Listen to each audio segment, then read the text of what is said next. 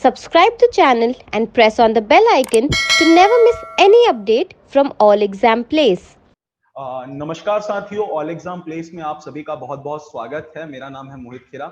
आज हमारे साथ जुड़े हैं नीतेश पटेल सर, जो कि रेंजर हैं एक 2018 बैच के। तो आज वो सर आपको जो है पूरा जो भी गाइडेंस था या जो आपके सवाल थे वो सब यहाँ पे क्लियर करेंगे। तो बहुत बहुत स्वागत है सर आपका ऑल एग्जाम प्लेस पे। ऑल बहुत एग्जाम प्लेस का भी बहुत बहुत धन्यवाद मुझे बुलाने के लिए। बोलूंगा अंत तक देखना, सर ने बहुत काम की बातें बताई हैं, तो पूरा लास्ट तक वीडियो को देखना और फिर जाना, क्योंकि सर की जो ये बातें हैं ना जीवन में बहुत काम आने वाली है। एज अ जॉब बस में नहीं या एग्जाम के लिए नहीं, जीवन में भी आपके काम आएंगी। जो आपकी लाइफ है, लाइफ शेड्यूल के बारे में सारी चीजें सुधरती हैं। सर ने जैसी कई बातें कही, जो डिसिप्लिन आपकी लाइफ में आ जाता है इस जॉब के साथ साथ, और जो जिम्मेदारियां आ जाती हैं, तो सर ने बहुत अच्छी बात की है। तो वीडियो को लास्ट तक देखेगा। और बिल्कुल सर, तो सर कैसी चल रही है आपकी जॉब अभी, और क्या आप जॉब में फील कर रहे हैं फॉरेस्ट में आने के बाद? यही है कि अभी आए हैं तुमसे जस्ट अभी कनेक्ट होने से पहले। अभी जो है आज संडे भी है, तो आज विशेष रूप से काम दिए गए थे, उनको जस्ट निपटा के अभी अभी चले आ रहे हैं। तो सर बच्चों के अक्सर ये डाउट थे, जो भी बच्चों के डाउट है, सब मेरा एक डाउट था सर मेडिकल को लेके, कि मेडिकल किस प्रकार है, फिर किस तरह से नौकरी चेक होती है या नहीं होती हैं, आई का क्या रहेगा। तो सर एक तो पहले हम फिजिकल पे बात कर लेते हैं, और फिर जो ठीक आपका है, काम रहेगा उस पर हम चर्चा करते हैं सर। ठीक है, ठीक है। मेडिकल की शुरुआत जैसे अपन कहें तो फिजिकल से होती है। यदि अब शुरुआत करें तो फिजिकल इस तरीके से, जैसे 3 दिन के लिए किसी भी एक कैंडिडेट के लिए 3 से 4 दिन का एक शेड्यूल फिक्स किया जाता है कि एक दिन आपका मेडिकल होगा, अगले दिन पहले दिन फिजिकल होगा, फिर मेडिकल होगा। इस तरीके से वो पूरा जो है 2-3 दिन का कार्यक्रम रहता है। आपको फिर एक दिन इंटरव्यू होगा। इस तरीके से पूरा जो है पीएससी पूरा ऑर्गेनाइज करवाती है 2-3 दिन के लिए। तो उसमें जैसे आप सबसे पहले दिन फिजिकल होता है। फिजिकल की क्राइटेरिया खैर आपने सभी ने जो है वो जो अपनी रूल बुक आती है उसमें देख ही लिया होगा कि मेल्स के लिए 25 किलोमीटर चलना 4 घंटे में, फीमेल्स के लिए जो है 16 किलोमीटर चलना है, एसीएफ के लिए 14 किलोमीटर चलना होता है, महिलाओं के लिए थोड़ा सा वो जो है उसमें मिल जाता है। और उसके बाद जब अपन, ये एक इजी स्टेप होता है, बहुत ज्यादा कठिन नहीं रहता है ये।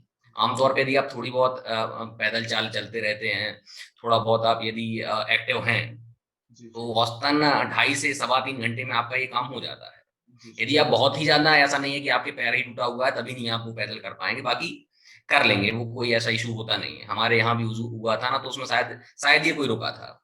तो मतलब यदि कहा जाए तो पैदल कोई बड़ा काम होता नहीं है। 25 किलोमीटर चलना सुनने में जरूर पहली बार लगता है। उसके अगले दिन फिर आपका मेडिकल होता है। तो मेडिकल जैसा जो पीएससी रहता है वो एमवाय में करवाती है। तो एम्बा हॉस्पिटल के लिए आपको जो है एक दिन फिक्स कर दिया जाएगा कि, और उसमें टाइम स्लॉट दे दिया जाएगा कि इस टाइम पे आपको पहुंचना है। अब जैसे आपने बताया कि एक विशेष रूप से रहता है कि नौकनी का क्या सीन रहता है। मेरी समझ से नौकनी यदि देखा जाए तो आप चाहो तो कंडीशंस के हिसाब से अपना नौकनी, यदि कोई आपको एक गाइडेंस दे दे मौके पे कि ऐसे तरीके से आप खड़े हो जाइए, तो मेरी समझ से नहीं है कि नौकनी किसी का आएगा, यदि बहुत ही ज्यादा पैर विकृत ना हो। तो हमारे खड़े होने की, हमारा जो पोस्चर होता है उसके हिसाब से यदि आप देखें तो जो हमारे घुटनों वाला हिस्सा होता है आमतौर पर सभी का जुड़ा होता है। लेकिन ये आप यदि विशेष कंडीशन में खड़े हो जाएं, यदि एक सही पोस्चर में खड़े हो जाएं, तो नौकनी it is not the big deal. इसके अतिरिक्त यदि अपना देखा जाए तो उसमें आपका ईसीजी होता है, एक्सरे होता है चेस्ट का। यदि उसमें कोई बड़ी बीमारी नहीं है तो वो इजीली निकल जाता है। उसके बाद आप बात करें, आपका हियरिंग टेस्ट होता है। कान में जो है 1-2 मशीन डाल के देखी जाती है। यदि बहुत ज्यादा पर्दा वर्दा नहीं फटा है तो वो कोई बड़ा टास्क नहीं होता है। एक बच्चे का सर हम ये भी डाउट था कि जैसे सुनाई हल्का सा उनको कम देता, और ऑपरेशन हो चुके हैं, लेकिन अच्छा, अच्छा। अब सुनाई देने लगा है एक्चुअली उनको। हाँ, हाँ।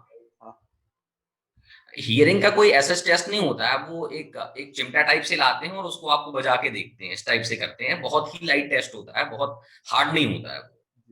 रही आई टेस्ट की बात, तो वो आपको 8-10-12 मीटर दूर खड़े कर देते हैं, और एक जो है एक पटिए पे एक बल्ब के पीछे कुछ अक्षर लिखे होते हैं, उनको देखना होता है। तो अब बात करें यदि नंबर की, तो एग्जैक्ट फिगर नहीं है मुझे ध्यान, लेकिन 2.5 के यदि आपका नीचे नंबर है तो आप सेफ है ना। तो it is not the big deal.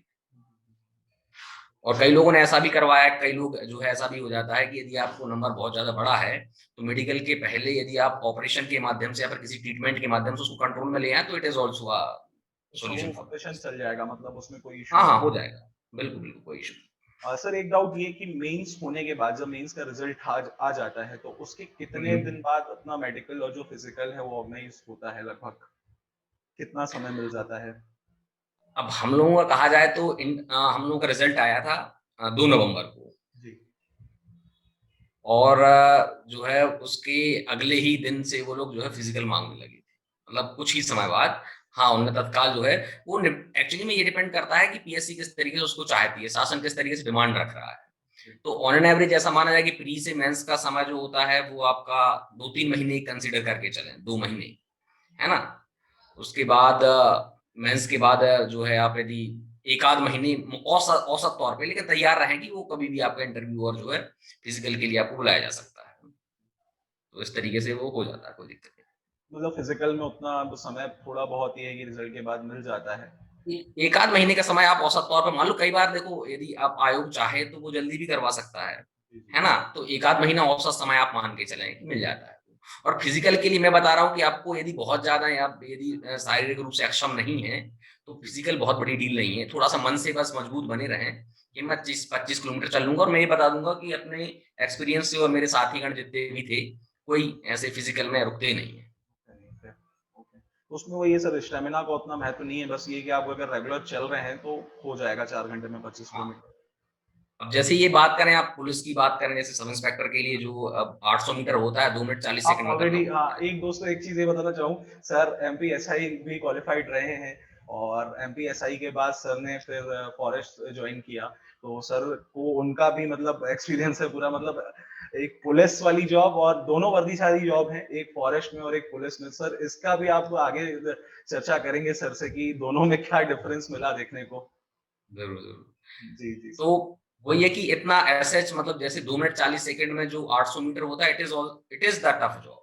उसके लिए प्रैक्टिस की बहुत जरूरत होती है। लेकिन इसमें यदि मान लो आपका रिजल्ट आया तो थोड़ा थोड़ा पैदल चलते रहे, मतलब एकदम ही ऐसा ना हो कि आप बहुत बड़ा वजन लेके बैठे हैं, यहाँ पर कोई फिजिकल जो है ऐसी कोई समस्या है, इसके तरह बहुत ज्यादा दिक्कत नहीं आती है। सर अब रही बात फिजिकल, आपने बहुत अच्छे से क्लियर कर दिया।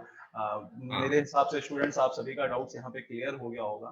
सर एक दो स्टूडेंट्स थे जॉब प्रोफाइल के बारे में पूछ रहे थे कि आप वर्दीधारी जॉब है रेंजर की, और हम्म जैसे एसीएफ का ऑफिस वर्क होता है, लाइक वो ऑफिस में हम्म। मोस्टली ज्यादा टाइम बिताता है, लेकिन फील्ड पे रेंजर को रहना पड़ता है, तो क्या समस्याएं आती हैं या फिर क्या उस समय चुनौतियां देखते हैं, और कितने जो आपके सहकर्मी हैं वो आपके अंडर में रहते हैं एज अ रेंजर के, तो ये डाउट था हम्म। काफी। देखो ऐसा है कि जो वन विभाग की जो रेंजर पोस्ट होती है या फिर कोई भी अन्य पोस्ट होती है, इसमें वन विभाग के अंदर ही कैटेगराइजेशन है बहुत सारा। जैसे जो हम आमतौर पे जो वन विभाग में समझते हैं, एक नेशनल पार्क्स में जो पदस्थ रहते हैं या फिर हमारी जो आम रेंजर रहती है हमारे क्षेत्र के आसपास, उनमें पदस्थ रहते हैं। तो एक को वाइल्ड लाइफ बोलते हैं, एक को टेरिटोरियल बोलते हैं। टेरिटोरियल मतलब क्षेत्रीय, जो आपकी फील्ड पे आप ही काम कर रहा है। और जो वाइल्ड लाइफ होती है वो सेंचुरीज और नेशनल पार्क में काम करते हैं। इसके अतिरिक्त भी जैसे रिसर्च सेंटर है, टीएफआरआई है, एसएफआरआई है।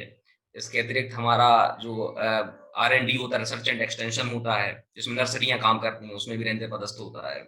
डिपो का वर्क होता है, जहाँ पे लकड़ी का ऑक्शन होता है, वहां पर भी रेंजर पदस्थ होता है।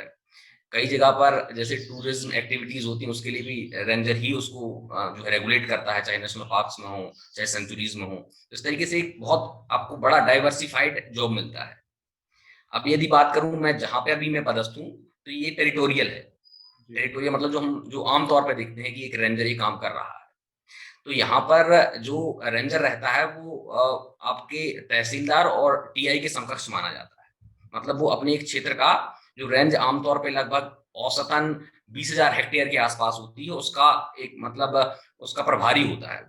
जी जी जी। और और उस क्षेत्र में होने वाली समस्त गतिविधियां उससे होकर गुजरती हैं। अब चाहे वो वहां पर कोई फॉरेस्ट से रिलेटेड किसी प्रकार का ऑपरेशन हो रहा हो, जैसे वन विभाग का मेन ऑपरेशन अपन बताएं तो वनों का संरक्षण एवं संवर्धन है ना, प्रोटेक्शन एंड डेवलपमेंट, दो काम है।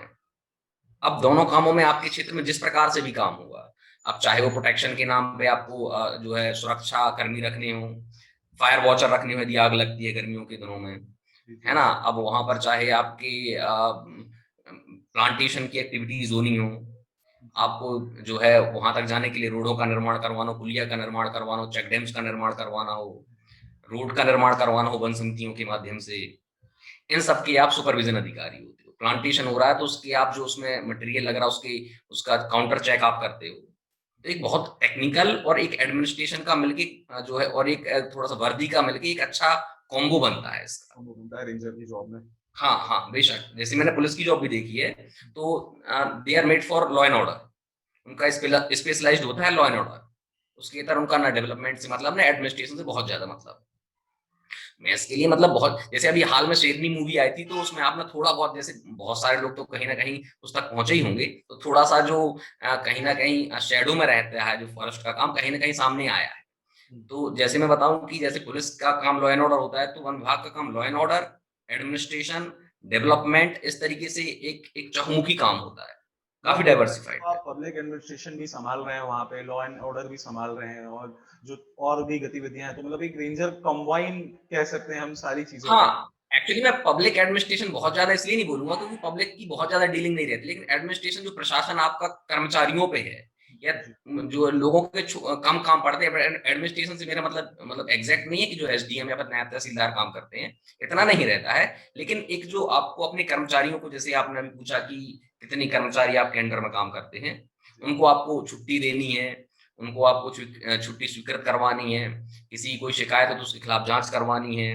निदान करवाना है, समस्याओं का निदान करना है, परेशानियां हैं जनता की उनको सुनना है। तो इस तरीके से एक एडमिनिस्ट्रेशन वाला जॉब भी हो जाता है। तो जो कर्मचारी हैं आप औसतन कह लीजिए एक रेंज में लगभग 30 से 40 कर्मचारी होते हैं औसतन। वो 60 भी हो सकते हैं, वो 25 भी हो सकते हैं। अच्छा, वो अपने ऊपर है कि हम जैसे फायर वॉचर्स जैसे आपने बताया गर्मियों के दिनों में, हाँ तो एज अ रेंजर आप बिल्कुल बिल्कुल उनको रख सकते हैं। जैसा कि बिल्कुल शेरनी बिल्कुल। मूवी में जो जंगल वॉलंटियर थे, तो हम्म। इसी तरह से मतलब मैं कह सकता हूँ कि आपके ऊपर भी रहता है कि आप जितने चाहें उतने लोग हायर कर सकते हैं एज अ फॉरेस्ट प्रोटेक्शन के लिए, अन्य चीजों के लिए। हाँ मतलब कुछ दायरे होते हैं, जैसे हमारे यहाँ पे कुछ फायर प्रोन एरियाज हैं, तो उसके लिए शासन खुद रिकमेंड करता है कि आपको कैन की जरूरत है, आपके यहाँ वो रेगुलर रूप में लगे रहे हैं। आपने नया प्लांटेशन करवाया है तो वहां पर सुरक्षा कर्मी की भी जरूरत पड़ेगी, तो वो भी आप एक जो है रखेंगे। इस तरीके से जो रिक्वायरमेंट के हिसाब से हो जाता है। और ऑलमोस्ट कितने वर्दीधारी काम करते हैं रेंजर के अंडर में? हाँ मैंने वर्दीधारी का ही बताया है, जैसे एक रेंज है तो वो उसके नीचे तीन प्रकार के कर्मचारी आते हैं। जी जी जी। एक जिसको नाकेदार या फॉरेस्ट गार्ड बोलते हैं, जिसकी भर्ती व्यापम के माध्यम से होती है। उसके ऊपर वनपाल होता है सिंगल स्टार।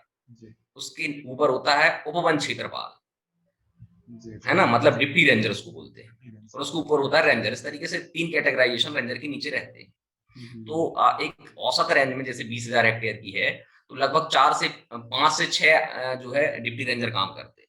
ओके। और 5 से 6 डिप्टी रेंजर के अंतर्गत जो एक एक दो दो भी जो है वनपाल मान लो तो वो काम करेंगे, और उनके अंतर्गत दो दो चार चार वो करेंगे। तो एक औसतन आप मान के चले कि 30-40 लोगों का वर्दीधारी अमला एक रेंज में काम करता है। ओके सर, जॉब प्रोफाइल कैसी है? आपने तो दोनों जॉब देखी है, लाइक एमपी एसआई भी और फॉरेस्ट भी, दोनों हाँ में से कौन सा बेटर है देखा यार, जाए? मतलब यदि आप केवल पे स्केल के माध्यम से बात करें तो पे स्केल दोनों का सेम होता जी है ना। 3600 ग्रेड पे की दोनों नौकरियां हैं। जी अब आप बात करें कि वो क्लास की बात करें तो ये सेकंड क्लास में आ जाता है गेजेटेड में। जी एसआई सेकंड क्लास गेजेटेड में नहीं आता है। तो एक प्रशासनिक तौर पे इसकी थोड़ी सी श्रेष्ठता मान सकते हैं। जी। अब वर्क प्रोफाइल की बात करूं तो जो एसआई होता है उसका पब्लिक से इंटरेक्शन काफी होता है। ओके। मतलब पब्लिक के बीच में उसकी शक्तियों का, लॉ एंड ऑर्डर इन्फोर्समेंट का ज्यादा प्रयोग देखने को मिलता है। जी इसलिए आम जनता की नजर में, या फिर आम तौर पे मैं एक मोटे तौर पे कहूँ तो सब इंस्पेक्टर जो थोड़ा सा मतलब लाइमलाइट में आने वाली जिसको कहें, थोड़ा सा जो जलवे वाली बात होती है, वो थोड़ी सी हाँ, मैं इसमें निष्पक्ष तौर पे कहूंगा उसमें वो थोड़ी सी ज्यादा होती है। अब मैं रेंजर की बात करूं तो रेंजर में जो वर्क डाइवर्सिफिकेशन है, जैसे मैंने बताया कि इसमें एडमिनिस्ट्रेशन, लॉ एंड ऑर्डर, इन सबका एक कॉम्बिनेशन होता है। आप एक कार्यालय के प्रभारी होंगे, वहां पर आप यदि थाना के प्रभारी नहीं है तो आप किसी टीआई के अंडर में काम कर रहे हैं, जी है ना। यहाँ पर आपको एक स्वतंत्र कहीं ना कहीं एक बुद्धि मिलती है अपने अनुसार काम करने की। जी सेकंड क्लास गेजेटेड है तो थोड़ी बहुत और शक्तियां मिल जाती हैं आपके लिए। जी यहाँ पर यदि आप और बात करें तो डेवलपमेंट के लिए आप कई आइडियाज लगा सकते हैं। प्रकृति जो, यदि मैं बात करूं, एक और थोड़ा सा जो एक बिंदु रहता है कि हम प्रकृति में जब काम करते हैं तो कहीं ना कहीं जो मतलब एक नई चीज का जन्म होता है, तो वो एक अलग खुशी देने वाली बात होती है। वो आपका पर्सनल थोड़ा सा टच मान सकता हूँ मैं उसको। हम्म, तो इस तरीके से थोड़ी अपनी अपनी जगह दोनों नौकरियां अच्छी हैं। हम्म, तो वो सर आप ये पे निर्भर करता है।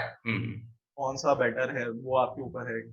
बिल्कुल बिल्कुल। अब आपको यदि बहुत जलवे चाहिए हैं, बहुत थोड़ा सा राइट। कशन दिखानी है, मतलब एक्चुअली में इसके लिए कभी सोचना नहीं चाहिए नौकरी के लिए। नौकरी नौकरी होती है, आपका काम बेहतर है, लेकिन एक जो आम परसेप्शन होता है उसकी बात करूं तो सब इंस्पेक्टर इज गुड। और यदि आप बात करें आपकी शक्तियां, आपका थोड़ा सा काम का प्रभाव, लोग आपके जो है आपके काम से ज्यादा जो क्षेत्र प्रभावित होता है, वो उस हिसाब से रेंजर काफी अच्छी जॉब है। इसका डाइवर्सिफिकेशन बहुत है। तो सर रेंजर मतलब देखा जाए तो रेंजर कहीं ना कहीं उस मतलब सारी शक्तियां और जो एक परफेक्ट चीजें हैं वो रेंजर की जॉब में आपको मिलती हैं, जो आप सभी चीजें संभाल सकते हैं, लाइक प्रोटेक्शन हो गया फॉरेस्ट का, या फिर पब्लिक अट्रैक्शन हम्म उतना होता नहीं है रेंजर से देखा हम्म जाए तो वो ज्यादा बेटर हम्म। जॉब है, शांति वाली जॉब है सर। ऐसे शांति तो नहीं बोलेंगे। अब देखो मेरे अनुसार तो काफी अच्छी जॉब है, तब तो मैं छोड़ के आया, ये बात तो बनी है ना। अब बात शांति की कहें तो अब ऐसा अपन सोच के नहीं आ सकते कि आपको शांति मतलब आपको पर्सनल शांति ऐसी कुछ कि आप जाके तकिया लगा के सो जाएंगे, ऐसा कुछ नहीं होने वाला है। आप एक कार्यालय के प्रभारी हैं, जैसे मैंने बताया कि आपके ऊपर अपने जो अधीनस्थ हैं उनका सबका लोड होता है। यदि वो किसी चीज में टैकल नहीं कर पा रहे हैं तो आप ही कार्यालय के प्रभारी होते हैं, आपको उस चीज का सॉल्यूशन निकालना पड़ेगा। आपके यहाँ ज्यादा लकड़ी की चोरी हो रही है, उत्खनन हो रहा है, तो आपको सामने खड़ा होना पड़ेगा, है ना। जैसे हाल में अभी मुरैना वगैरह की घटना आपने देखी होगी, है ना, कि आप वहां पर सीधा फायरिंग। हमला कर। जी। हाँ हाँ। तो मैं ऐसा नहीं कहूंगा कि आप शांति लेने यहाँ आए, हम्म। आपको वर्क पसंद इसलिए यहाँ है, मेरा मानना तो ये ऐसा है। और इसमें सर टाइमिंग का रेंजर की लाइक पुलिस विभाग जैसी ही रहती है, जब कुछ घटना होती है तभी वहां पहुंचना है, या फिर देखो टाइमिंग हम्म। बाउंडेशन कुछ, या फिर जैसे 9 to 5 यदि वाली देखो, जॉब। नहीं नहीं नहीं, 9 to 5 वाली बिल्कुल नहीं रहती है। आज संडे भी था तब भी कोई चैन नहीं थी ऐसी। ऐसी कोई बात नहीं, अपना वर्दी धारण किए, मतलब 24/7 मध्य प्रदेश आचरण नियम के अंतर्गत आप बन चुकी है, उसमें वो कोई बात नहीं। लेकिन एक मोटे तौर पे देखा जाए, यदि एक एक बड़े सिनेरियो में मैं देखूं, तो पुलिस में थोड़ा सा मारा मल्ल ज्यादा होती है, क्योंकि आपको वहां पर अपराधियों से और केवल एक ही टाइप का मोनोटोनस जॉब होता है, इसलिए थोड़ा सा स्ट्रेसफुल होता है, वो ऐसा मान सकते हैं। यहाँ पर आपका वर्क डाइवर्सिफिकेशन बहुत होता है, इस वजह से आपका दिमाग बटा रहता है और थोड़ा सा रिलैक्सिंग इस वजह से थोड़ा सा फील करते हैं। ओके, तो बच्चों जैसा सर ने बताया जॉब प्रोफाइल के बारे में, मुझे लगा होगा आपको सुन के काफी इंटरेस्ट आया, अभी मुझे भी लगा कहीं ना कहीं ऐसा लगता है मैं भी इस बार फॉर्म भर दूं और मैं भी ज्वाइन कर लूं एज अ रेंजर। तो बहुत अच्छी जॉब है जैसे सर ने बताया, और बहुत अच्छी चीज है। तो सर मैं आपसे एक क्वेश्चन और करूंगा प्री के लिए, कि जैसे अभी प्री होने वाला है 25 जुलाई को जो डेट दी गई है, तो हम्म लगभग अभी जो स्टूडेंट्स ने अपना जो पढ़ना था वो पूरा सिलेबस कहीं ना कहीं कंप्लीट कर लिया होगा ऑलमोस्ट। अब बात होती है हम्म। सर उन 25 दिनों के भीतर रिवीजन की, तो सर उसका कुछ आप टिप्स दें। देखो पहली बात तो ये है कि मैं इन नए दिनों में ऐसा बिल्कुल नहीं कहूंगा कि मैं अपनी तरफ से कोई मटेरियल रिकमेंड करूं। आपने जो पढ़ा है उसको ही अपनी गीता मान के चलो, पहली चीज तो ये है। मतलब जो एक कहावत चलती है किसी भी कॉम्पिटिटिव एग्जाम्स में, कि एक मटेरियल को 10 जगह पढ़ने से अच्छा होता है कि एक जगह से एक ही मटेरियल 10 बार पढ़ो, है ना। मतलब नंबर ऑफ रिसोर्सेज आप कम से कम रखो, क्योंकि आज के समय में मार्केट में आपको कोई युवा करके और जमाने भर के पंचाट निकलते रहते हैं, एक स्पेशल ये लो, एक स्पेशल ये लो। अपने आप को सीमित रखो, पहली चीज तो ये है, क्योंकि आखिरी समय पे क्या होता है, आदमी को लगता है रोजगार निर्माण भी मैं पलट लूं, मैं जो एसपीडी भी पलट लूं, मैं समसामयिक की महासागर, ऐसा बिल्कुल मत करो। आपने जिससे अभी तक करंट पढ़ा है, आपने जिससे अभी तक सूचना एवं संचार प्रौद्योगिकी पढ़ा है, जिससे भी आपने विज्ञान पढ़ा है, जी के मध्य प्रदेश जिससे भी पढ़ा है, आप उनसे स्टिक रहिए, सबसे पहली बात। उसके अतिरिक्त आप मतलब जो अपनी पढ़ाई की गति होती है, जैसे अभी तक मान लो आप 6-7 घंटे पढ़ रहे थे, तो अब जो समय होता है आपको थोड़ा सा ऐसा मान के चलिए कि 20 से 30% बढ़ाने के वक्त है, ताकि चीजें समेटने लगो आप, है ना। आपके जो रिसोर्सेस हैं उनको एक बार बढ़िया समराइज करके कुछ ऐसे बिंदुओं को आप छांट लीजिए जो आपको बार बार पढ़ने पर याद नहीं होती। जैसे आमतौर पे मध्य प्रदेश की बात करूं एग्जाम्पल के लिए, तो जो इसमें कल्चर वाला क्षेत्र है वो थोड़ा सा आदमी को कंफ्यूज करने लगता है, कि भैया ईश्वरी की मनौती कहाँ गाई जाती है, भाई ये नाच किसका नाच है, लोक नृत्य है। ये मतलब जो भी किसी भी सब्जेक्ट में कुछ कंफ्यूजन करने वाले सेक्शंस होते हैं उनको मार्क करके रखिए। और ये हर आदमी को व्यक्तिगत होता है कि उसको क्या याद नहीं होता है ना। किसको बार-बार पढ़ना, उनको अपने दिमाग में कैटेगराइज़ेशन करके रखिए कि उसको ही मुझे अब इस समय में देखना है या फिर उस पे ज़्यादा एम्फेसिस करना है ना? तो इस तरीके से यदि आप थोड़ा-सा एक एक स्ट्रैटेजिक तैयारी करें तो समय पे निपट भी जाएगा और उसका ज़्यादा से ज़्यादा लाभ भी ले पाएँगे। हाँ, और सर जैसे कि अभी प्री और मेंस का एक क्वेश्चन था कि कितना समय मिल जाता है और पढ़ना कब, प्री मेंस को साथ में लेके चलें या फिर प्री करने के बाद ही मेंस स्टार्ट करें? अब देखो यार, जो अब वक़्त बचा है, 1 महीने का वक़्त बचा है, उसमें मेंस को बहुत ज़्यादा टच करने की ज़रूरत है नहीं मेरे हिसाब से। जी, जी। मेंस अब प्री के बाद में, प्री क्योंकि के बाद। प्री भी अपने आप में जो पीएससी के जैसे आप ही देख रहे हैं पिछले 2-4 साल से एक बहुत वाइड स्पेक्ट्रम लिए हुए पेपर आता है, मतलब बहुत अनसर्टेनिटी होती है। तो मेरी समझ से कि अब थोड़ा-सा अब जो समय है कि वो प्री के लिए बहुत ज़्यादा देने वाला है। तो अभी तो ऐसा वक़्त नहीं है कि अपन प्री और मेंस को कंबाइन करके पढ़ के चलें। फिर भी जैसे आप यदि लूसेंट पढ़ते हैं तो कहीं न कहीं 3 मार्कर जो होते हैं आपके वो निपटने लगते हैं, है ना? तो कहीं न कहीं मेंस हो तो रहा है उसमें, जैसे आप पर्यावरण पढ़ेंगे तो पर्यावरण का भी उसका जो बहुत इनिशियल चीज़ें हैं वो हो जाएँगी, फंडामेंटल चीज़ें हो जाएँगी। तो मेंस को अभी थोड़ा-सा साइड में रख दें, प्री पे अच्छा फोकस करें तो ज़्यादा बेहतर होगा। सर मेंस के लिए बच्चे जैसे अभी फॉरेस्ट्री जो नया सिलेबस आया है, अब तो ऑब्जेक्टिव हो गया है, आप अ, उसके बाद से फॉरेस्ट्री इस बार जो था जुड़ा, तो इनका जो हुँ, हुँ। मटेरियल है बच्चे काफ़ी कन्फ्यूज़ हैं, खासकर हमारे एमपी के, क्योंकि जो एग्रीकल्चर वाले हैं उन्होंने कहीं न कहीं फॉरेस्ट्री की कुछ बुक पढ़ रखी हुँ, हैं। हुँ। और हुँ, बाकी हुँ। लेकिन जो इंजीनियरिंग फील्ड से है तो उसका तो दूर-दूर तक कोई वास्ता ही नहीं है सर। तो उनके लिए क्या किया जाए? मतलब मेंस के लिए कुछ स्टडी मटेरियल या फिर कुछ ऐसी चीज़ें जहाँ उनसे मतलब थोड़ा बहुत ये है कि उनका ब्रीफ मिल जाए मेंस का। हाँ, ये तो आपने सही बोला है कि थोड़ा-सा जैसे नया फॉरेस्ट्री आया है सिलेबस में, तो ये 4 यूनिट उन्होंने जोड़ दी हैं स्पेशलाइज़्ड फॉरेस्ट्री से रिलेटेड। तो अब उसमें आपको ऐसा कोई एक मुफ्त मटेरियल भी नहीं है शायद किसी भी कोचिंग की, मेरी नज़र में तो नहीं है कि किसी की कोचिंग की आई हो, अक्सर कर लोगों के मैसेज आते रहते हैं, कि कुछ हो तो बताइए। तो मैंने जो देखा है कि एक मणिकंदन नामक एक बुक थी जो हमारी ट्रेनिंग में भी चलती थी। जी। वो बुक हालाँकि बस उसकी समस्या ये है कि अंग्रेजी माध्यम में है। तो हिंदी माध्यम के एक खन्ना करके बुक है, खन्ना की बुक आती है। वो बुक है जो काफ़ी सपोर्ट करती है आपके सिलेबस को। लेकिन हिंदी माध्यम का भी वो समस्या बनी हुई है। हुँ। तो लेट्स सी, देखते हैं अपन यदि कुछ प्रयास करेंगे, यदि हो सका तो बिल्कुल सर, आपका मटेरियल नेक्स्ट बनाएँगे। शेड्यूल भी बहुत जल्दी होगा और मैं उम्मीद हाँ, करूँगा हाँ। कि प्री भी जो है आपके सेशन से बच्चों को काफ़ी हेल्प मिले और उम्मीद यही करता हूँ सर आप जैसे लोग जब बच्चों को गाइड करते हैं जो सेलेक्टेड हैं ऑलरेडी, तो कहीं न कहीं एक जो गाइडेंस मिलता है किसी के थ्रू तो कहीं न कहीं स्टूडेंट्स को भी जो है वो मोटिवेशन आता है सर। नहीं, आज के समय में ये सबसे अच्छा लाभ है, मैं बताऊँ कि जो तकनीक है, वो इतनी आप विशेष रूप से मैं कोरोना का इसमें बहुत बड़ा योगदान मानूँगा। वो मतलब एक एकमात्र जो अच्छाई निकाली जा सकती है इस पूरे सिनेरियो से, इसने चीज़ों की रीच बहुत अच्छी कर दी है। मतलब आप तक पहुँचाने का जो माध्यम है, वो बहुत आसान हो चुका है। चाहे आपके माध्यम से हो, चाहे कई यूट्यूब चैनल है, कई सोशल मीडिया प्लेटफ़ॉर्म्स हैं, जिसके माध्यम से सीधा स्टूडेंट्स को अच्छे-अच्छे मेरे अलावा भी शायद एसीएफ सर राइट। का भी आपने एक इंटरव्यू लिया था, है ना?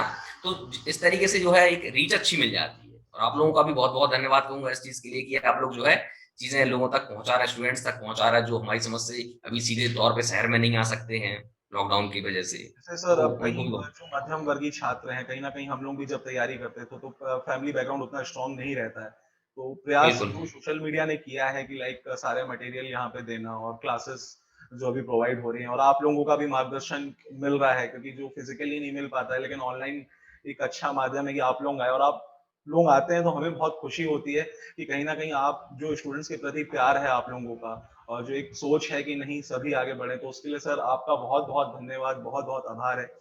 सर मैं थैंक यू। 2-3 चीज़ें आपसे ये पूछना चाहूँगा हाँ, हाँ। कि जैसे जॉब प्रोफाइल का आपने बताया, पे स्केल भी लगभग सेम ही है उसका, ऐसा ही है उसका, सारी हुँ, चीज़ें। हुँ। जॉब प्रोफाइल भी आपने बताया। तो सर फॉरेस्ट प्रोटेक्शन जैसे फॉरेस्ट्री का जो यूनिट है उसमें एक फॉरेस्ट प्रोटेक्शन वाली यूनिट है। तो आपसे हुँ, मैं एक हुँ। छोटी-सी ब्रीफ लूँगा कि फॉरेस्ट प्रोटेक्शन में आपके अंडर में क्या-क्या आता है as a ranger? As a ranger मैं बताऊँ कि जो आपकी रेंज जो मैंने लगभग औसतन बताई कि इसका इतना एरिया होता है, उस एरिया के अंतर्गत जो भी वन संपदा है, वन संपदा में आपका पेड़ आ सकता है, पौधे आ सकते हैं, टूटे हुए ढूंढ आ सकते हैं, रेत आ सकती है, जो वहाँ पर बजरी है, भूमि है, वो आ सकती है, वहाँ पर रहने वाली वाइल्ड लाइफ आ सकती है, ये पूरी कहलाती वन संपदा। तो इन सारी चीज़ों की रखवाली, इन सारी चीज़ों को बढ़ावा देना, है ना? ये आपका मेन काम होता है। इस तरीके से मतलब वहाँ पर किसी प्रकार का एनक्रोचमेंट ना हो, कोई भी अवैध अतिक्रमण ना कर, जैसे जनसंख्या का दबाव बढ़ रहा है, हमारे शहरों से जो है चीज़ें जो है ओवर हो रही हैं, तो वो जंगलों पर कहीं न कहीं भारी पड़ रही हैं। तो वो उनको आपको उसको सुरक्षित रखना, उसकी भूमि को सुरक्षित रखना है। तो आज के समय में तो काफ़ी है और मुझे भी ये भी लगता है कि आने वाला भविष्य जंगल की नौकरी का तो बहुत स्वर्णिम है, मेरी समझ से। क्योंकि आप जैसे देख रहे हैं क्लाइमेट चेंज की चाहे बात कर लो, चाहे जंगल कट रहे हैं, चाहे अभी कोरोना के टाइम पे कितना वो ऑक्सीजन वगैरह के लिए कितना हाइलाइट हुई थी ये सब चीज़ें। तो आने वाले समय में निश्चित तौर पे आपकी जो बहुत रिस्पेक्टफुल आज भी है और आने वाले समय में इसको बहुत जो है एक अलग बूम मिलने वाला है। अभी जैसे लाइमलाइट उतना नहीं था, रेंजर एंड फॉरेस्ट सर्विस जो है, उतना लाइमलाइट हुँ, अभी हुँ। कई बच्चों की सोचकर डीसी और डीएसपी में ही है आज भी। तो हाँ। आने वाले टाइम में सर ये थोड़ा-सा चेंज आएगा जैसा आप बता रहे हैं। हाँ, लेकिन ये है कि यदि देखो यदि आप करने पे संतुष्ट हैं तो विशेष लाइमलाइट की आपको आवश्यकता नहीं पड़ती। लेकिन एक एक देखो ऐसा नहीं है वो ऐसा एस्पेक्ट नहीं है कि जिसको आप इग्नोर भी कर सकें। वो जी। रहता है कहीं न कहीं इंसान के अंदर वो अंतर में छिपा होता है। बिल्कुल मिलेगा, वो चीज़ है। और जैसे आप फोटोग्राफर हैं, जैसे मैं कई बार आपकी भी फ़ोटोज़ आप जो क्लिक करते हैं, मैं देखता हूँ आपके फ़ेसबुक प्रोफ़ाइल पर, अरे नहीं, तो उसका भी एक पैशन होता है सर, हाँ, फॉरेस्ट बिल्कुल फ़ोटोग्राफ़ी। आपको इतना इतना अच्छा स्कोप मिलेगा कि मतलब आप मैं बता रहा हूँ किसी वाइल्ड लाइफ फोटोग्राफर से कहीं गुना ज़्यादा क्योंकि आप उन्हीं के बीच में रहने वाले हैं। आप उनके बिहेवियर को पढ़ते हैं। ऐसा नहीं है जैसे आप एक जैसे इसमें साइंस बैकग्राउंड विशेष रूप से माँगते हैं, इसका भी रीज़न है। जैसे आप एक बायोलॉजी में बहुत रुचि लेते हैं या जी। फिर आप जो है पेड़-पौधे मतलब बॉटनी में बहुत रुचि लेते हैं, तो यहाँ पर आपको पर्याप्त स्कोप मिलेगा इस चीज़ को एक्सप्लोर करने के लिए। समझ रहे हैं बात? आप सिविल इंजीनियर हैं तो आपको रोड, चेक डैम, पुलियाँ इनको बढ़ाने के लिए बहुत अच्छा स्कोप मिलने वाला है। तो इसीलिए शायद साइंस बैकग्राउंड रखने का भी जो एक रीज़न होता है, यहाँ पे आपको अपनी क्षमताएँ, अपनी क्रिएटिविटी दिखाने का बहुत मौका मिलता है। जी। मतलब एक बिल्कुल, ऐसा परफ़ेक्ट जॉब है, देखा जाए तो, सभी के लिए। मेरे लिए तो है। हाँ, नहीं सबके सर। लिए है मेरा कहना है ये कि बेशक जो इसके लिए लुकिंग मतलब इसके लिए देख रहे हैं, बहुत अच्छे तरीके से मेहनत करें, बहुत लगन से मेहनत करें। वाक़ई मतलब यहाँ पे आने पे आपको इस चीज़ की महत्वता समझ में आएगी कि it is very good job. Sir students के लिए कुछ मोटिवेशन लाइन आपकी तरफ से या कुछ जो आप शब्द कहना चाहेंगे स्टूडेंट्स के लिए? क्योंकि अभी डिप्रेशंस में भी हैं काफ़ी स्टूडेंट क्योंकि परीक्षाएँ टाइम से नहीं होना और डेट कोविड के कारण कभी आगे कभी पीछे। तो इस चक्कर में काफ़ी स्टूडेंट्स का मेरे पास भी मैसेज सर पढ़ने में मन नहीं लग रहा है। अभी मतलब मोस्टली मेरे पास मैसेज एप्लीकेशन पे भी हैं और यूट्यूब चैनल पे भी हैं, सर पढ़ने में मन नहीं लग रहा है। तो सर इसके लिए क्या कहना चाहेंगे यार आप? देखो, इसकी कोई ऐसी दवाई तो है नहीं कि मन नहीं लग रहा है। आपकी चाहत होती है ना जो किसी भी चीज़ को पाने के लिए या फिर किसी भी चीज़ को हासिल करने के लिए, वो सब करवा देती है। इसकी कोई एक ऐसी घुट्टी नहीं है कि मैं बोल दूँ कि सुबह से मेडिटेशन करने लगो तो फ़ोकस आ जाएगा, है ना? दिमाग अच्छा जोर दे के पढ़ो, आँखें ऐसी सिकोड़ के पढ़ो तो आपका दिमाग बहुत तेज़ चलेगा। अकेले बैठो तो चलेगा, किसी से बात मत करो, सोशल मीडिया ये सब मतलब ये जड़ें नहीं है, ये पत्ते हैं, पत्तों पे पानी डालने से कोई मतलब नहीं है। जड़ें जो होती हैं वो आपकी चाहत है मेरी समझ से। और एक बहुत अच्छी पंक्तियाँ हैं कि बड़ी ढीठ है चाहतों की चिरैया, धरा तक नहीं ये गगन माँगती है और नहीं है मिली किसी को राह चलते, सफलता परिश्रम लगन माँगती है। क्या बात है सर! बहुत शानदार ये लाइन जो थी और कहीं न कहीं ये लाइन स्टूडेंट्स के जीवन में भी अगर वो उतारें तो काफ़ी बेटर रहेगा सर। क्योंकि डेडिकेशन बिल्कुल लेवल वो बहुत चाहिए, आप लोगों का डेडिकेशन लेवल जैसे आपने ऐसा ही रहते हुए फॉरेस्ट की तैयारी की। तो सर ये बिल्कुल। कैसे एज़ अ जॉब में आपने रहते हुए फॉरेस्ट सर्विस क्रैक किया?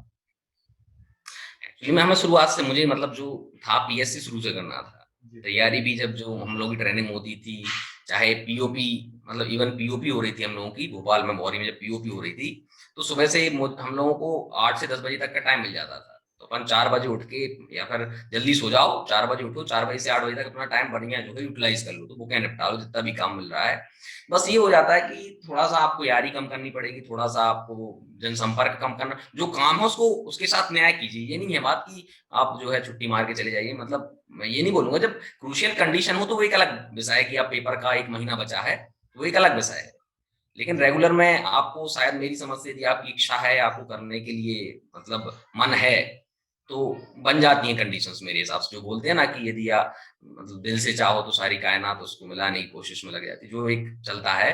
मेरी समझ से तो मुझे तो ऐसा लगता है कि कंडीशंस बनती हैं, मैं तो इस बात पे विश्वास करता हूँ। सर फॉरेस्ट सर्विस का जब आप लोगों का फिजिकल वगैरह सब क्लियर हो जाता है, जब आपकी ट्रेनिंग स्टार्ट होती है तो कहाँ-कहाँ ले जाया जाता है ट्रेनिंग के लिए और किस तरह से ट्रेनिंग थोड़ी बहुत मिलती है? और ट्रेनिंग के साथ-साथ सर एक स्टूडेंट का क्वेश्चन ये था सर जैसे एग्ज़ाम निकल जाता है तो उस बीच में क्या वो पीजी हुँ। कर सकते हैं पोस्ट ग्रेजुएशन? बिल्कुल कर सकते हैं, पीजी की मैं बताऊँ मैं बिल्कुल कर सकते हैं, उसमें कोई दिक्कत नहीं। एक विभाग के लिए आवेदन दे दो अनुमति के लिए, और डिस्टेंस लर्निंग में आप कर सकते हैं। आज के समय में इग्नू है, बहुत सारी चीजें हैं जो मतलब आपको दूरस्थ प्रोग्राम ऑर्गेनाइज करवा देते हैं। रही ट्रेनिंग की बात, तो इसकी जो ट्रेनिंग होती है वो भारत सरकार करवाती है ना। तो डिपार्टमेंट ऑफ फॉरेस्ट एजुकेशन है, डीएफई करके है, जो आपके पर्यावरण एवं जलवायु परिवर्तन मंत्रालय के अंतर्गत काम करता है, वो करवाता है। तो उसने कुछ जो है संस्थाएं चिन्हित कर रखी हैं पूरे भारत में। हिमाचल प्रदेश में सुंदरनगर है, आपकी उत्तराखंड में जो है संस्था है, आपकी मध्य प्रदेश में जो पहले थी वनराज एक महाविद्यालय बालाघाट का, हाल में बंद हो गया है, वो है। जहाँ पे मेरी ट्रेनिंग हुई है महाराष्ट्र में, सांगली करके जगह है, सांगली जिला है, उसमें मेरी ट्रेनिंग हुई है। धारवाड़ है, कोयम्बटूर है, इस तरीके से कुछ संस्थाएं हैं जो भारत सरकार ने चिन्हित कर रखी हैं। बिल्कुल। और सर ट्रेनिंग में सैलरी स्टार्ट हो जाती है ज्वाइनिंग के साथ ही साथ? हाँ, मैं तो यूं कहूंगा कि सैलरी से ज्यादा मिलता है। अच्छा, ट्रेनिंग में खाना ये है पीना? कि हाँ, होता ही है कि असल में सैलरी सैलरी नहीं, आपको मिलता है स्टाइफंड, जिसको छात्रवृत्ति बोलते हैं। तो छात्रवृत्ति होती है वो यहाँ की सैलरी से ज्यादा होती है। ओके। हाँ, हाँ, तो वो कोई विशेष इशू नहीं है। यहाँ पर मतलब आने के बाद लगता है कि कुछ कम हो गया।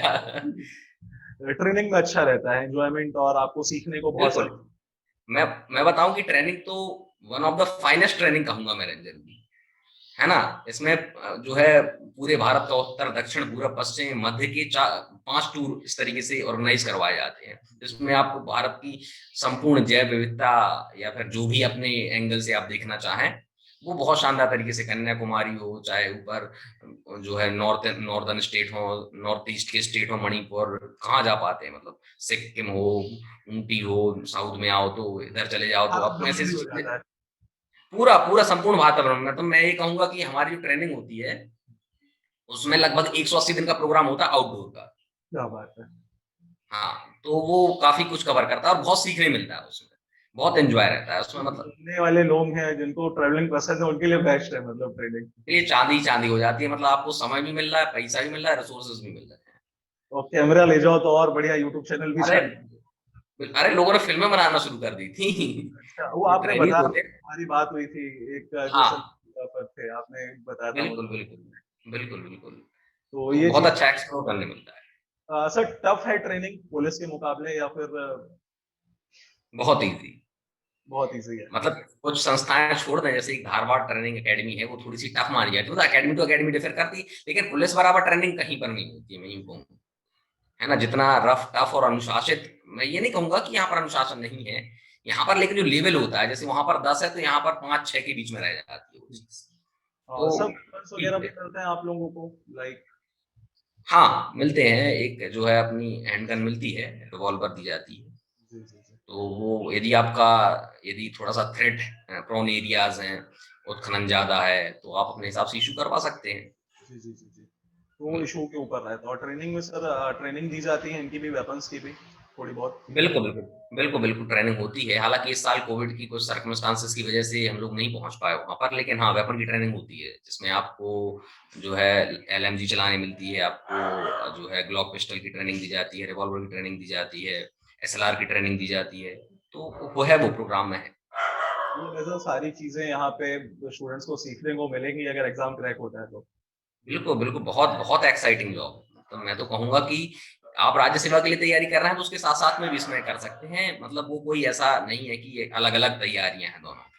आप राज्य सेवा की करें और साथ साथ में फॉरेस्ट्री जो आप बोले हैं, बताए हैं आपको, वो एडिशनल पे लेके चलें तो ठीक है।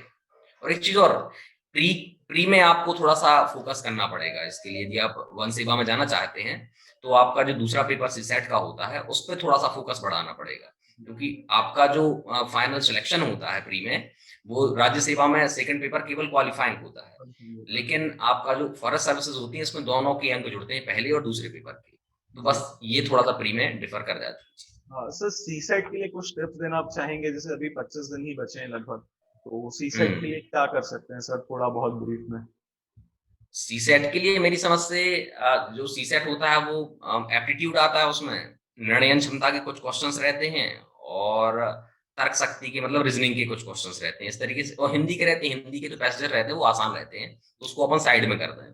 तो जो 3 मेन सेक्शंस होते हैं, एप्टीट्यूड, रीजनिंग और वो जो निर्णय क्षमता के रहते हैं, तो एप्टीट्यूड जो रहता है वो उसमें मैथमेटिक्स का जो 10वीं क्लास तक के होते हैं वो नॉर्मल नॉर्मल जो आप RS अग्रवाल वगैरह जैसी इस टाइप की किसी भी बुक से स्टैंडर्ड बुक से आप रेफर कर सकते हैं। रीजनिंग वीक के लिए भी कोई अरिहंत की इस टाइप की बुक रहती है, चाहे राउंड टेबल के हों, सवाल 1-2 इस टाइप के आ जाते हैं। एक बार मैं ये चीज और कहूंगा कि आप प्रीवियस ईयर के पेपर जरूर प्रेफर करें, चाहे राज्य सेवा के लिए कर रहे हो चाहे वन सेवा के लिए कर रहे हो, उससे आपको बहुत कुछ आइडिया मिल जाएगा। तो ये यदि आप निर्णय क्षमता पे, एप्टीट्यूड पे और रीजनिंग पे फोकस करेंगे तो मेरी समझ से, और डेली डेली यदि आधा आधा घंटे देते रहेंगे ना 15 दिन, तो आराम से अच्छे तरीके से आप उसमें यदि 80 से 85 नंबर के लिए कर पाते हैं तो वो मेरी समझ से काफी कुछ निर्णायक साबित होगा अपने सिलेक्शन के लिए। सर एक लास्ट और आखिरी क्वेश्चन आज का, कट ऑफ, एक दो डाउट, फीमेल और मेल का कट ऑफ सेम रहता है क्या? इस तरह से 2-3 क्वेश्चन थे, और कट ऑफ कितना जाता है? जैसे आपने बताया सेकंड पेपर के मार्क्स भी जुड़ते हैं उसमें, तो हाँ, कट ऑफ रहता है सर वो भी? मैं औसत बताऊं, प्री और मेंस दोनों में लगभग आपको 75 से 80% नंबर के लिए तैयार रहना पड़ेगा। मोटे तौर पे यदि मैं कहूं तो 75 से 80% नंबर के लिए तैयार रहें, प्री और मेंस दोनों में आप क्वालिफाई हो जाए।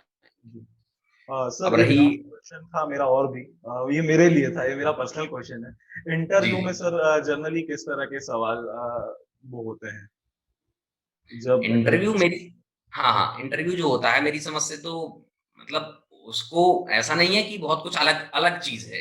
इट इज जी just a representation of yourself, है ना, साक्षात्कार है वो आपका, आपका आपसे साक्षात्कार, मतलब इस तरीके से माना जाए कि आप अपने आप को रख रहे हैं।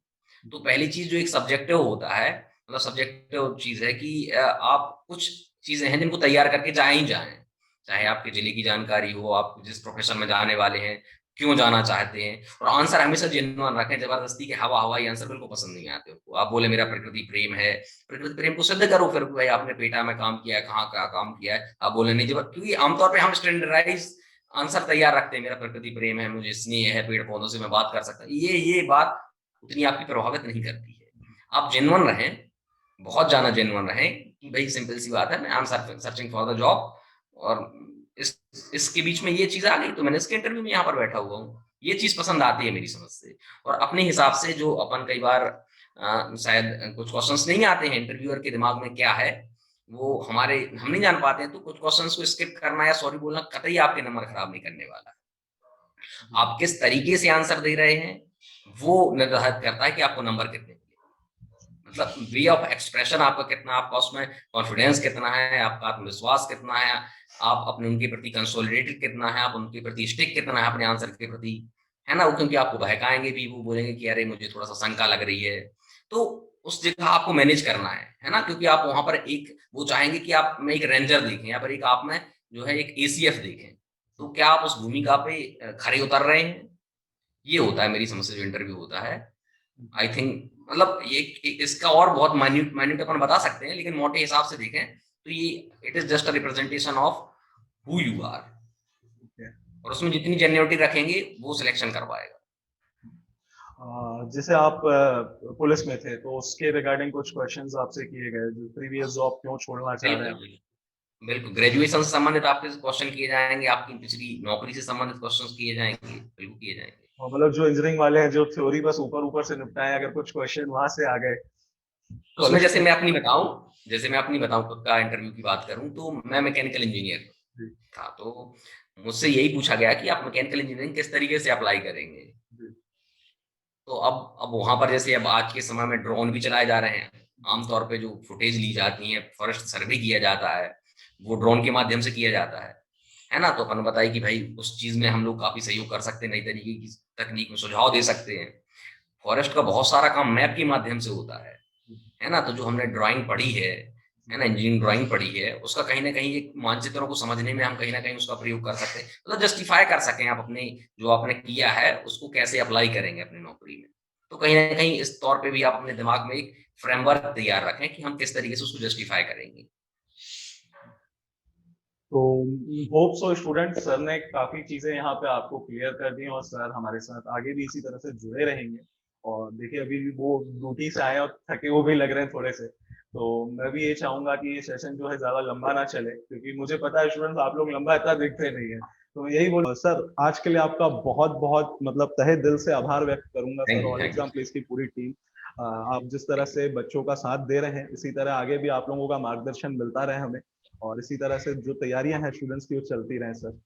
बिल्कुल, मैं जो है अपनी आने वाली प्रारंभिक परीक्षा के लिए सभी के लिए जो है ऑल द बेस्ट कहूंगा, है ना, जी क्योंकि आपका ये समय है जो आपको बिल्कुल दिन रात अपनी जो है साल भर की मेहनत होती है उसको झोंकने का समय है। अपने आप को झोंक दीजिए, चीजें अच्छी मिलेंगी। सर एक लाइन आप सर बहुत अच्छी अच्छी लाइंस लिखते हैं फेसबुक पे, मैंने हमेशा नोटिस किया है सर। एक कुछ लाइन आप जो आखिरी में जाते जाते एंड करते हुए जाएंगे उस लाइन के साथ, क्योंकि आप लिखते बहुत अच्छा है। जहां तक मुझे मतलब मैंने जितनी भी पोस्ट आपकी देखी, आपकी जो लिखावट है किसी भी चीज के बारे में थॉट्स हो तो काफी अच्छा लिखते हैं सर। तो जाते जाते सर एक बेहतरीन लाइन स्टूडेंट्स के लिए। आप मेरी समझ से तो मेरा जो मतलब यदि मैं कहूंगा मेरी राइटिंग को या फिर इस चीज के बारे में, तो आप अपने सफर को एंजॉय करें, बहुत ज्यादा एंजॉय करें। क्या होना है उसके बारे में ज्यादा मतलब ज्यादा चिंता ना करें, क्योंकि आपको मेरा ऐसा मानना है कि उससे बहुत कुछ हेल्प मिल जाएगी। उसी के बारे में लाइन्स हैं कि राहों ने थकाना छोड़ दिया, अवरोध ने आना छोड़ दिया, हम तो रास्तों के मोजी हैं, मंजिल को पाना छोड़ दिया। क्या बात है। मेरा मतलब यहाँ पर ये नहीं है कि पीएससी के बारे में आप विचलित हो, लेकिन आप इसको एंजॉय करें। आप जो कर रहे हैं डरे मत, जो होगा बहुत अच्छा होगा। पॉजिटिव रहे। बिल्कुल पॉजिटिव रहें, इस चीज को एंजॉय करें कि आप तैयारी कर रहे हैं। बहुत याद आती है तैयारी, उसको जितना हो सके उतना झोंकें अपने आप। तो सर आपका बहुत बहुत आभार, आप यहाँ जुड़े। Thank you. स्टूडेंट्स आज के लिए बस इतना ही। अगर सर का ये जो सेशन था पसंद आया हो तो वीडियो को लाइक कर दीजिएगा, शेयर कर दीजिएगा और चैनल को सब्सक्राइब करना बिल्कुल मत भूलिएगा। और जो फॉरेस्ट प्रेमी, जैसा सर ने कहा था इंटरव्यू के लिए, तो जो फॉरेस्ट प्रेमी हो आपके दोस्त, उनसे भी ये वीडियो शेयर कीजिएगा। कहीं ना कहीं उनको भी प्रकृति के बारे में जानने मिलेगा। और फॉरेस्ट एक ऐसी जॉब है जो ज्यादा लाइमलाइट में नहीं है, लेकिन सर ने जितना क्लियर किया है मोस्टली आप लोगों को बहुत अच्छे से समझ आ गया होगा। जैसे अभी शेरनी मूवी का भी सर ने इसमें जिक्र किया और काफी वो भी फॉरेस्ट की चीजें उसमें भी दिखी हैं। लेकिन जो वास्तविक रेंजर हैं यहाँ पे, जो रियल लाइफ है और रियल लाइफ जो वो थे, तो रियल लाइफ ज्यादा बेटर है। उनसे आप सुनिए उन्होंने कैसा जॉब किया है और किस तरह से फील्ड वर्क है। तो वीडियो को सबसे शेयर कर दीजिएगा। और सर का जो इंस्टाग्राम और फेसबुक का लिंक है वो डिस्क्रिप्शन में है, तो आप सर से भी जुड़ सकते हैं इस माध्यम से। और सर के जो थॉट्स हैं वो भी काफी अच्छे रहते हैं, तो उनको फॉलो कीजिएगा जीवन में सर से फेसबुक पर जुड़ के। तो उसका लिंक भी आपको डिस्क्रिप्शन में मिल जाएगा। तो सर के पेज को जरूर लाइक कीजिए और इंस्टाग्राम पे सर को जरूर फॉलो कीजिएगा। और कोई भी डाउट रहे तो इस कमेंट में आप दे दीजिएगा, तो सर उसको सॉल्व करने की कोशिश करेंगे हमेशा। और जैसा कि सर ने हमेशा मुझे पहले ही कहा था सेशन से पहले कि स्टूडेंट के जो भी डाउट्स हो आप सब ले लीजिए, उसके बाद मैं सारे सॉल्व करूंगा उन्हें। तो सर का बहुत प्रेम है कि आप लोगों का भी सिलेक्शन हो। तो सर आपकी हेल्प के लिए लगे हुए हैं। जब भी आपको कुछ लगे तो सर यहीं पे हैं हमेशा। अगला सेशन भी सर का होगा प्री के बाद मेंस को लेके, तो तब मिलेंगे सर के साथ। सर बहुत बहुत धन्यवाद आपका। Thank you. Thank you. जय हिंद, जय Bharat thank you student, sir. जय मिलेंगे हिंद। बहुत जल्दी।